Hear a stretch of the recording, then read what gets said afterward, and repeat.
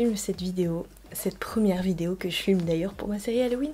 Nous sommes le dimanche 18 juillet et je parle doucement car il est 2h25 du matin.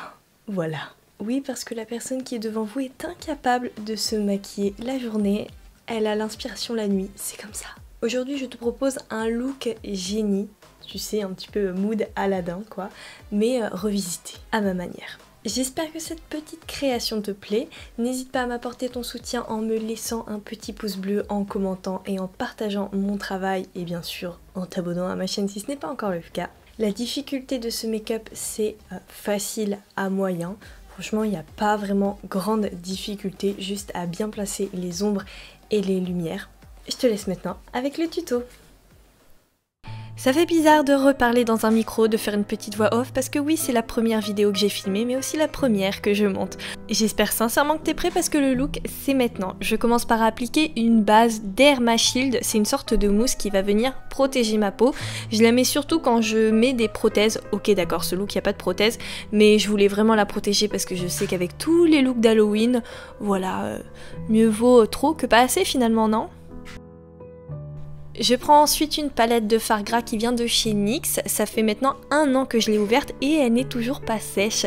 Et oui, et ça c'est plutôt pas mal malgré le fait que la pigmentation des fards gras soit pas excellente, genre je les trouve un petit peu trop transparents.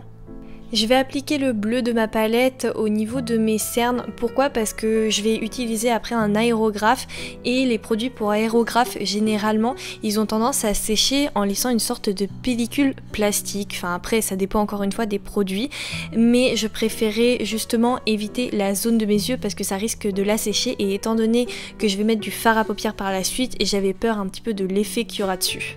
J'ai pris un de mes produits d'aérographe préférés qui sont les Make Up Forever, franchement il y en a beaucoup et finalement rapport qualité-prix c'est pas super cher. Je t'avoue que j'ai un peu galéré avec mon aérographe étant donné que je l'avais mal nettoyé, donc autant te dire que j'ai pris un temps de malade. Et d'ailleurs pourquoi j'ai fait mon teint à l'aérographe? Tout simplement parce que j'avais beaucoup de ce produit et la couleur me plaisait énormément, alors que pour le reste tu vois avec ma palette NYX j'aurais pas eu assez de produits et ça aurait pas fait le rendu que je voulais. Rappelle-toi, tout à l'heure j'ai déposé le fard gras bleu NYX que je n'ai pas poudré et que je n'ai pas recouvert et je vais tout simplement rajouter des zones de lumière avec le blanc. Donc le blanc va naturellement se mélanger avec le bleu et ça va me faire des zones de lumière bleu clair. Je me concentre donc au niveau de mon front, de mes yeux et de mes zones de lumière au niveau de ma nuque et de mes épaules. Encore une fois, je reviens sur ce point là, c'est pas parce que j'ai pris un aérographe que vous ne pouvez pas le faire avec un fard gras bleu ou un fard à l'eau. Je garde ma petite palette NYX et je viens créer les ombres avec le fard gras que je viens tapoter sur mon teint avant de faire déplacer le bleu que j'ai juste en dessous.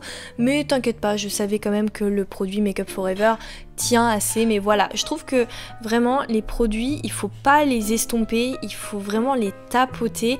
Et puis l'estompage va se faire tout seul quoi. Je ne t'apprends absolument rien dans cette séquence, on va faire un petit contouring comme un make-up beauté, sauf qu'on va l'accentuer un petit peu plus que d'habitude quand même.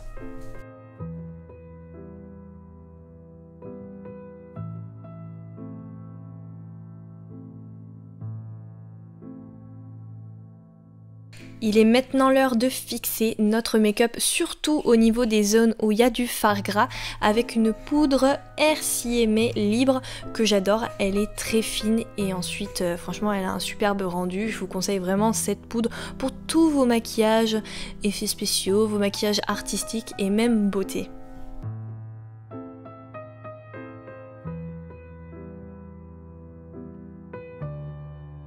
Une fois que c'est fait, je vais venir ajouter de la texture à mon teint. Ça c'est vraiment un point de vue personnel, c'est ce que je préfère faire. Je vais tout simplement prendre une ancienne brosse à dents, enfin une brosse à dents que tu achètes et que tu ne vas jamais utiliser en tant que brosse à dents.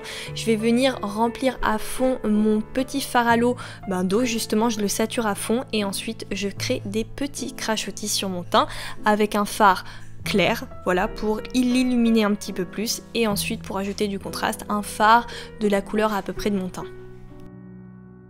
Une fois que je trouve le résultat assez satisfaisant, je vais passer au maquillage des sourcils que j'avais juste avant de faire mon teint plaqué à l'aide d'un savon. Je prends mon petit fard gras et je dessine mes sourcils, il n'y a rien de compliqué là-dedans.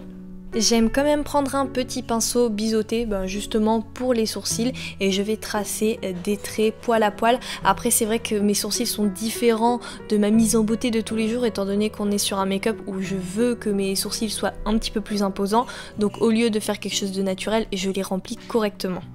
Toujours avec cette même palette NYX, je viens remplir ma paupière mobile jusqu'en haut de mon sourcil.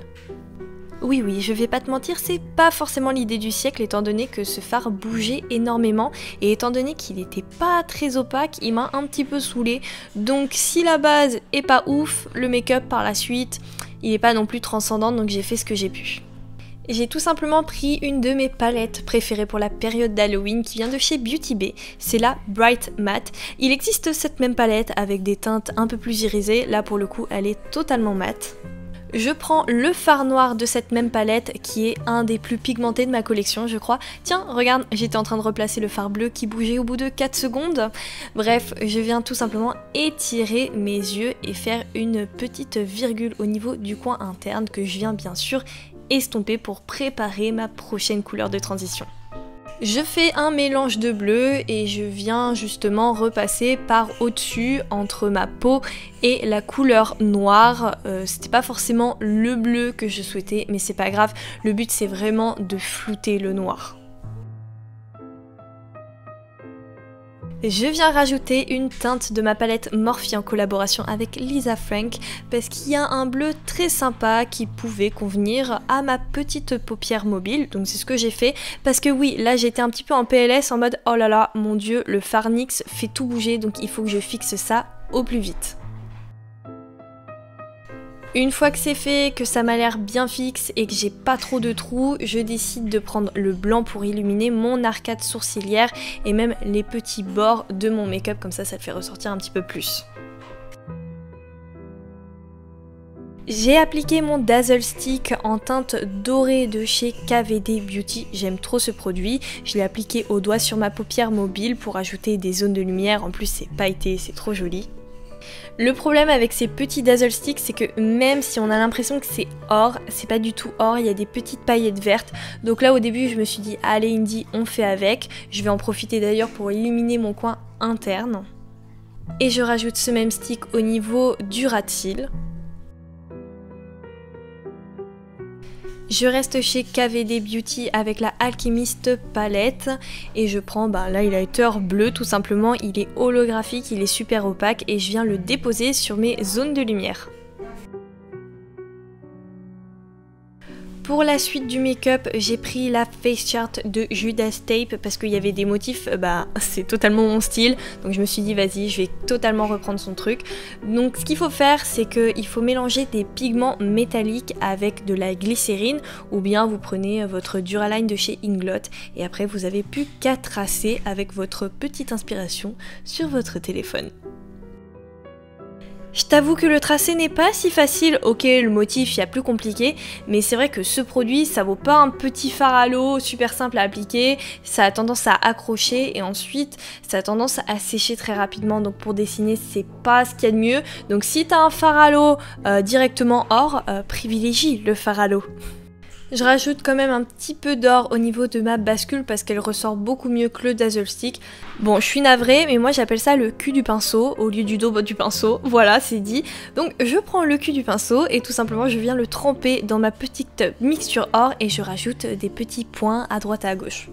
Avec du recul, je me suis rendu compte que les petits dessins que j'étais en train de faire ressortaient beaucoup mieux que mon Dazzle Stick que j'avais sur les yeux. Donc j'ai décidé de reprendre ces mêmes pigments libres or et je les ai déposés un peu à la one again sur mes yeux parce que j'étais en train de perdre espoir. Dans ma muqueuse, pour faire de beaux raccords, je rajoute quand même un petit crayon bleu qui vient de chez NYX, un de mes préférés, entre parenthèses. Et pour la bouche, je mise sur un rouge à lèvres noir qui vient de chez Morphe en collaboration avec Cavani. Attends, tu te rends compte là, ce look est déjà fini. Quand je te disais qu'il était simple, il est pas si long que ça en plus. J'ai juste rajouté une petite extension qui vient de Insert Name Here. Cette transformation en génie est terminée et j'espère qu'elle te plaît. Encore une fois, n'hésite pas à partager mon travail s'il te plaît, à liker mon contenu. Oui, il y a une mouche depuis tout à l'heure qui passe, mais à 3 h du matin, je pense que j'ai pas la foi de lui courir après en fait. Laisse-moi un petit commentaire d'encouragement, ça fait toujours plaisir, ainsi que le pouce bleu. Active la petite cloche en t'abonnant pour ne louper aucune vidéo. Moi je te dis à après-demain pour un prochain look. Bye!